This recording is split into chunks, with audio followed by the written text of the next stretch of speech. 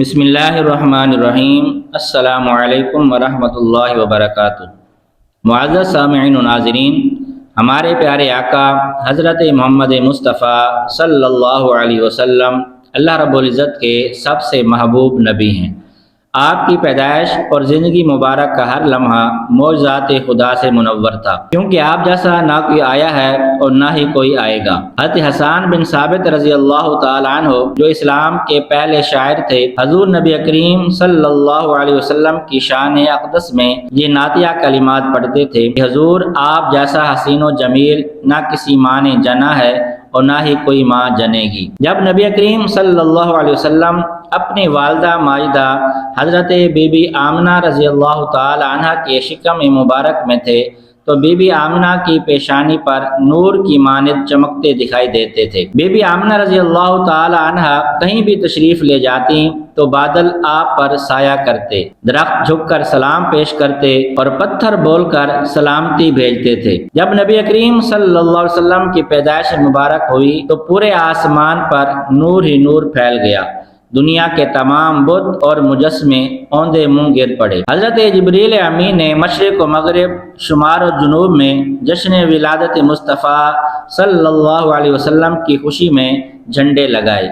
فرشتے آپ کے استقبال کے لیے آسمانوں سے قطاروں کی شکل میں نازل ہوئے اور ہر اندھیرا اجالا میں تبدیل ہو گیا۔ دوستو، حضور نبی کریم صلی اللہ علیہ وسلم کی ولادت باسعادت کے متعلق آپ کی دادا جان حضرت عبد المطلب فرماتے ہیں کہ میں کعبۃ اللہ کا طواف کر رہا تھا کہ اچانک میں نے دیکھا کہ کعبہ چاروں طرف سے جھکا اور مقام ابراہیم میں سجدہ کرنے لگا۔ اس دوران کعبے سے تکبیر کی صدائیں سنائی دے رہی تھیں۔ پھر میں نے دیکھا کہ کعبہ سیدھا کھڑا ہوا اور اس سے آواز آئی، سب تعریفیں اس اللہ کے لیے ہے جس نے مجھے محمد کے ساتھ مخصوص فرمایا۔ حضور سرور کائنات صلی اللہ علیہ وسلم کے دادا جان فرماتے ہیں کہ میں نے ارکان کعبہ کو آپس میں ایک دوسرے پر سلام بھیجتے سنا۔ جب میں باب صفا سے باہر کی جانب گیا تو زمین کی ہر چیز مجھے تکبیر و حمد بیان کرتے دکھائی دی۔ پھر میں نے یہ آواز سنی، قد جاءکم رسول اللہ، یعنی تمہارے پاس اللہ تبارک و تعالیٰ کا رسول تشریف لے آیا ہے۔ جب میری نگاہ بتوں کی جانب مرکوز ہوئی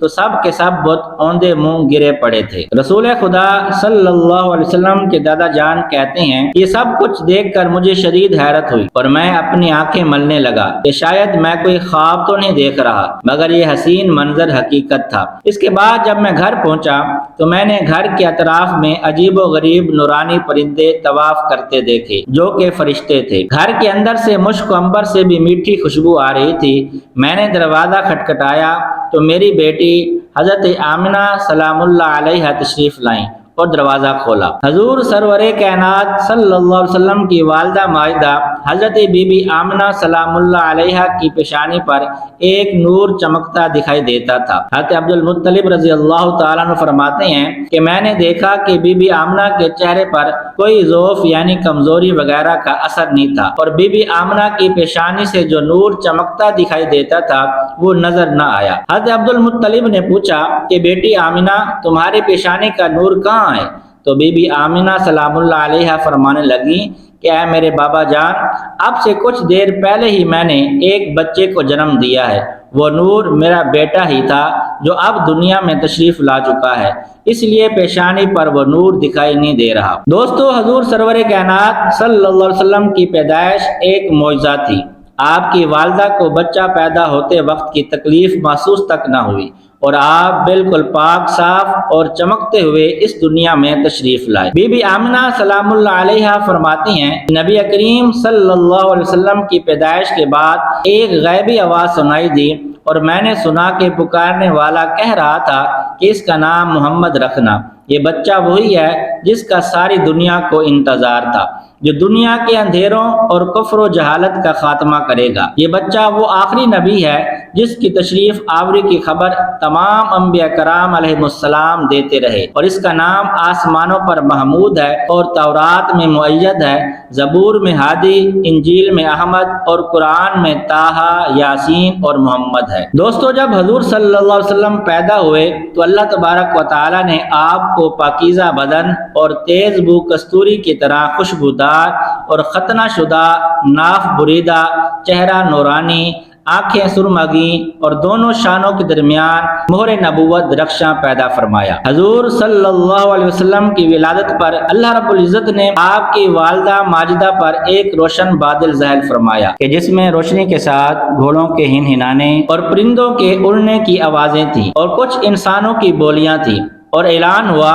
کہ محمد صلی اللہ علیہ وسلم کو مشرق و مغرب اور سمندروں کی بھی سیر کراؤ تاکہ تمام کائنات کو ان کا نام اور حلیہ اور ان کی صفت معلوم ہو جائے، اور ان کو تمام جاندار مخلوق یعنی جن و انس، ملائکہ اور چرندوں پرندوں کے سامنے پیش کرو، اور تمام انبیاء کرام کے اخلاق حسنہ سے مزین کرو۔ اور اس کے بعد وہ بادل چھٹ گئے، ستارے قریب آ گئے، اور منادی نے اعلان کیا کہ واہ واہ، کیا خوب محمد صلی اللہ علیہ وسلم کو تمام دنیا پر قبضہ دے دیا، اور کائنات عالم کی کوئی چیز باقی نہ رہی کہ جو ان کے قبضہ اقتدار اور غلبہ و اطاعت میں نہ ہو۔ پھر تین شخص نظر آئے، ایک کے ہاتھ میں چاندی کا لوٹا، دوسرے کے ہاتھ میں سبز زمرد کا تشت، تیسرے کے ہاتھ میں ایک چمکدار انگوٹھی تھی۔ انگوٹھی کو 7 مرتبہ دھو کر حضور صلی اللہ علیہ وسلم کے دونوں شانوں کے درمیان مہر نبوت لگا دی، پھر آپ کو ریشمی کپڑے میں لپیٹ کر آپ کی والدہ ماجدہ کے سپرد کر دیا گیا۔ دوستو، حضور نبی کریم صلی اللہ علیہ وسلم کی ولادت شریف کے وقت غیب سے عجیب و غریب امور ظاہر ہوئے، اور آپ صلی اللہ علیہ وسلم کے نور سے حرم شریف کی پس زمین اور ٹیلے روشن ہو گئے، اور آپ کے ساتھ ایک ایسا نور خارج ہوا کہ شام کے محلات نظر آ گئے، اور آسمانوں پر پہلے شیاطین چلے جاتے تھے اور کاہنوں کو بعض مغیبات کی خبر دے دیتے تھے، اور وہ لوگوں کو کچھ اپنی طرف سے ملا کر بتا دیا کرتے تھے۔ لیکن حضور صلی اللہ علیہ وسلم کی آمد سے آسمانوں میں ان کا آنا جانا بند ہو گیا، اور آسمانوں کی حفاظت شہاب ثاقب سے کر دی گئی، تو اس طرح وحی اور غیر وحی میں خلط ملط ہو جانے کا اندیشہ دور ہو گیا۔ دوستو، اللہ تعالیٰ کے محبوب کی دنیا میں جلوہ گری ہوتے ہی کفر و ظلمت کے بادل چھٹ گئے۔ شاہ ایران کسریٰ کے محل پر زلزلہ آیا اور اس کے 14 کنگرے گر گئے۔ ایران کا جو آتش کدہ 1000 سال سے شعلہ زن تھا وہ بھی بجھ گیا۔ لوگوں نے اس میں آگ جلانے کی بڑی کوشش کی مگر آگ نہ جلی، اور دریائے ساوا جو صدیوں سے بہہ رہا تھا وہ بھی خشک ہو گیا۔ وادی ساوا جو شام اور کوفہ کے درمیان تھی کافی عرصے سے بالکل خشک ہوئی پڑی تھی۔ رحمت دو عالم صلی اللہ علیہ وسلم کے آنے سے وہ بھی لبالب بہنے لگی، اور کعبے کو بھی وجد آ گیا اور سارے بت سر کے بل گر پڑے۔